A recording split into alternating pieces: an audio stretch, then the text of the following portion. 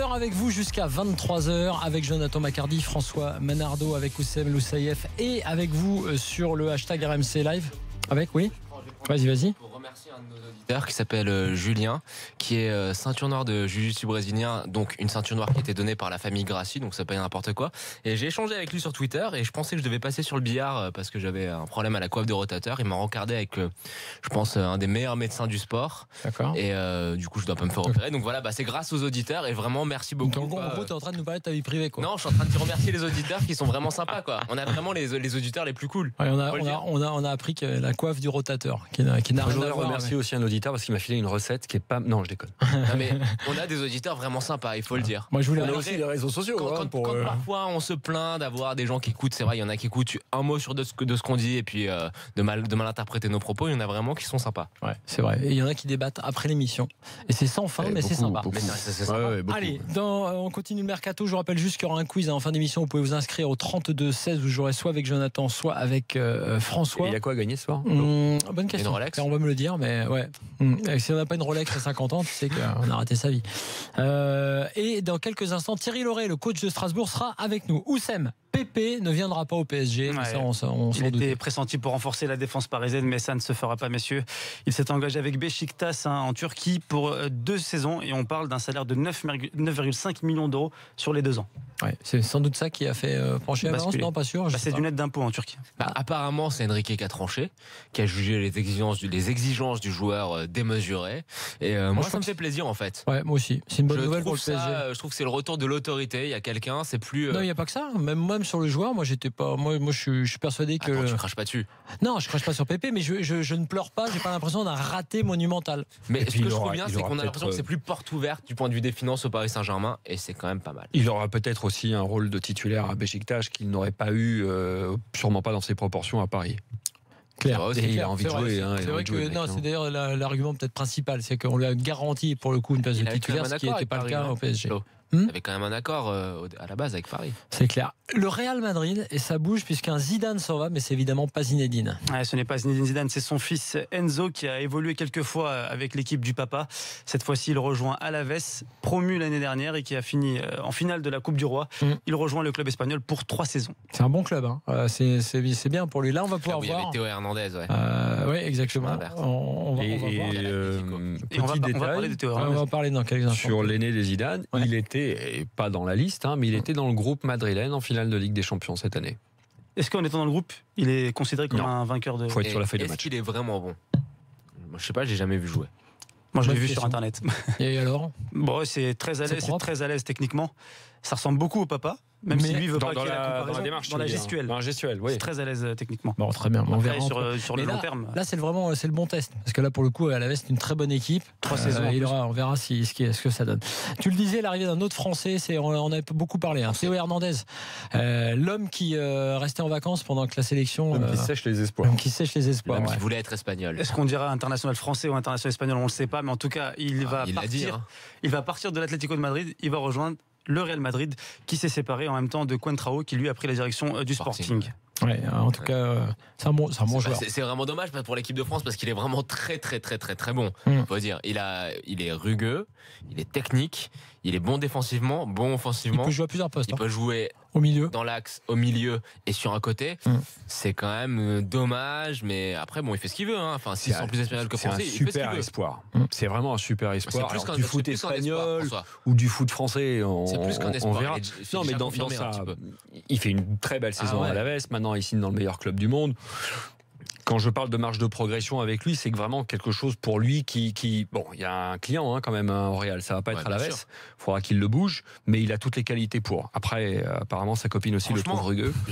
Mais ça, c'est autre chose. Je vais me mouiller. Je pense que c'est le remplaçant de Sergio Ramos dans le rôle et dans le leadership central. Je pense. Ne mets pas de pression. Franchement, quand on le voit jouer, il dégage un truc en fait. Il dégage cette espèce de caractère, cette espèce de hargne qui fait que tu te dis c'est plus qu'un simple bon joueur. On rappelle qu'il y a un truc en plus en fait. Il y a 2 frères, hein. Son frère aussi. Il est meilleur. Oui, il est meilleur, et le père, on l'a connu, Jean-François Hernandez, qui était pro aussi en D1 à l'époque, du côté de Toulouse, notamment, et de Marseille. Mais c'est aussi une caractéristique aussi concernant Théo Hernandez, c'est un très bon tireur de coups de pied arrêtés. Ah ouais, non oui. Exact. Allez, on va du côté de Barcelone puisque Messi a prolongé. Exactement, le génie argentin prolonge son aventure avec les Blaugrana jusqu'en juin 2021. Et messieurs, s'il y en a un qui veut acheter Lionel Messi aujourd'hui, c'est 300 millions d'euros la clause libératoire. Bon, ça va. Le PSG un ancien joueur de Ligue 1 qui pourrait revenir, c'est une surprise. Il s'agit de Loïc Rémy, l'international français, selon Ouest France, une piste prioritaire pour le Stade Rennais. Lui qui est en contrat avec Chelsea jusqu'en juin 2018 est aussi pisté par l'Olympique de Marseille. 30 ans. Il est pisté par l'Olympique de Marseille. Ça passe à une vitesse. Peut-être pas en tant que numéro 1, mais il est pisté pour l'Olympique. Un ancien espoir, lui. C'est quand même un gâchis un peu sa carrière. C'est un gâchis. Je pense que ses problèmes personnels ont été étalés. Enfin, tout le monde les connaît. Non, il y a une part un potentiel qui est quand même extraordinaire. Et des choix qui n'ont pas toujours été les bons. Choix de club. Des problèmes personnels, je pense, qui ont largement. Oui, il y a aussi des problèmes, des soucis perso, mais. Il est connu dans tous les bars de Marseille, tu vois. Enfin, on peut le dire. On peut dire les choses. C'était un peu ça le problème, quoi. C'était le Rio Mavuba marseillais. Alors que parce qu'hier on nous a dit sur Twitter que. Ouais. Moi, j'ai toujours connu sobre en équipe de Rio. France. Loïc Rémy. Ah, Loïc Rémy. D'accord. On va pas dire autant de tout le monde, mais lui, j'ai toujours connu sobre. Sortons les dossiers. Les prescriptions. Non, mais tu sais, il y a eu toutes ces histoires enfin, c'est moche de parler de ça en fait. Bon, allez, on en reparlera des problèmes de paternité, c'était ça, notamment.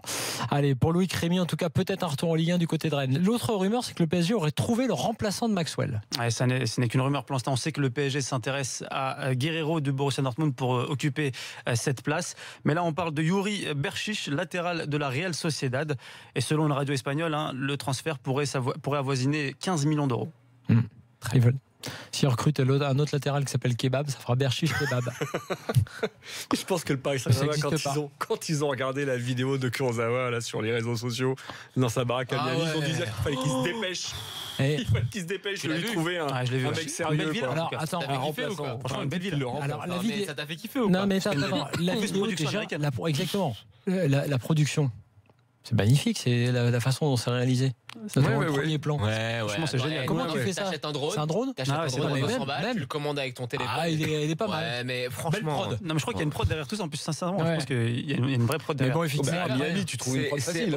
C'est aussi ridicule que si moi j'arrivais avec ma bécane et que je disais, je suis un Los Angeles. En fait, le mec, il va se prendre pour un gangster de Los Angeles. On peut le prendre au deuxième degré. C'est minable. Non, on peut le prendre au deuxième degré. Sauf que lui, il le prend pas. Lui, le deuxième ou troisième degré, je suis pas sûr. Là, vous êtes dur. Moi, je suis plutôt de l'avis de Flo. Je pense que lui aussi, le prend. Moi, je suis pas un fan de Kurzawa spécialement, mais là, en l'occurrence, c'est tellement gros qu'il joue effectivement le rappeur. Il est avec ses copains. Est-ce qu'on doit sortir les dossiers? Non, c'était Miami, c'était où? Je sais même pas.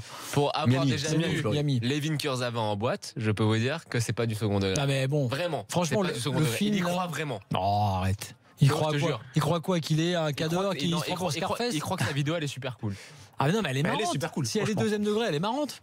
Il se prend pour un rappeur américain. Non, mais ce que je veux dire, c'est que si c'est deuxième degré, troisième degré, ce que je crois, je ne comprends pas trop les réactions en disant ah regarde ce qu'il fait Kurzawa. Si effectivement c'était premier degré, t'avais une caméra qui avait chopé un mec en train de jouer à ça comme ça pour de vrai, je serais un peu plus circonspect. C'est du premier degré. À défaut d'être circoncis. À défaut d'être circoncis. Mais bon.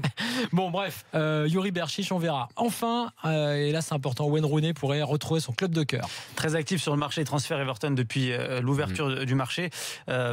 Everton est intéressé par Wayne Rooney et Manchester United pourrait libérer son attaquant. Donc un retour chez les Toffees est envisagé pour Wayne Rooney. C'est mignon.